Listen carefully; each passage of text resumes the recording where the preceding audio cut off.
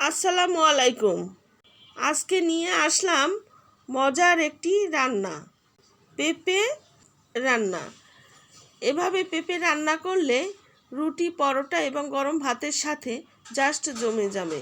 প্রথমে আমি পেঁপে কেটে ধুয়ে পরিষ্কার করে এভাবে কিউব করে কেটে তারপরে 1 কাপ পানি দিয়ে হলুদ লবণ দিয়ে সিদ্ধ করে নেব। এভাবে যখন সিদ্ধ হয়ে যাবে তখন পানি টেনে আসবে, তখন ঢাকনা তুলে একটু নেড়ে নিয়ে একটি ডাল ঘুটনির সাহায্যে আমি এগুলোকে ম্যাশ করে নেব।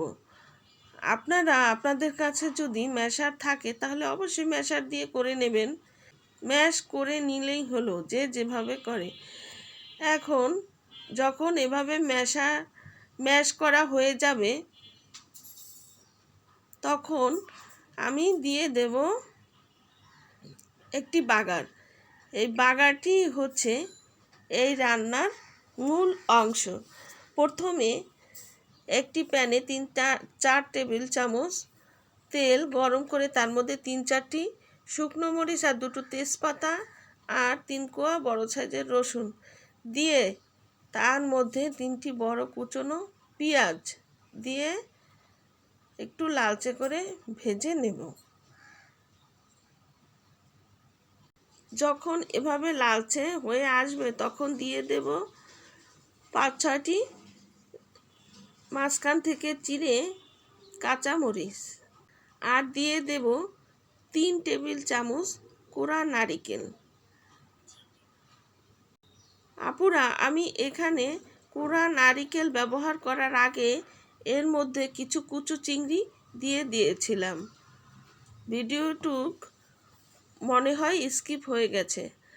অবশ্যই এখানে কিছু কুচো চিংড়ি দিয়ে দেবেন। তারপরে তেলের সাথে ভালো করে নারিকেল ভেজে নিলে দেখবেন যে খুব সুন্দর একটি ভাজা ঘ্রাণ আসবে। যখন এরকম সুন্দর একটি ভাজা ঘ্রাণ আসবে আর দেখবেন ভাজা হয়ে গেছে, তখন দিয়ে দেবেন ম্যাশ করা সেই পেঁপে। একটু ভালো করে মিশিয়ে নিয়ে তার মধ্যে দিয়ে দেব 1 টেবিল চামচ করে ধনিয়ার গুঁড়ো আর 1 টেবিল চামচ জিরের গুঁড়ো দিয়ে ভালো করে 5 মিনিট এভাবে মিশিয়ে নেব। 5 মিনিট পরে দিয়ে দেব 1 টেবিল চামচ চিনি আর 2 টেবিল চামচ ধনিয়া পাতা কুচি দিয়ে ভালো করে আবারও মিলিয়ে নেব। এখানে অতি অবশ্যই চিনির ব্যবহারটা করবেন, তাহলে এই রান্নার স্বাদ বহু গুণে বেড়ে যায়, খেতেও দারুণ লাগে। তারপরে আবারও ভালো করে মিশিয়ে নেব।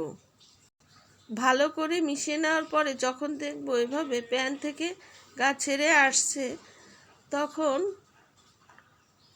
নামিয়ে নেব। তৈরি হয়ে গেল ভিন্ন স্বাদের দারুণ মজার পেঁপে রান্না।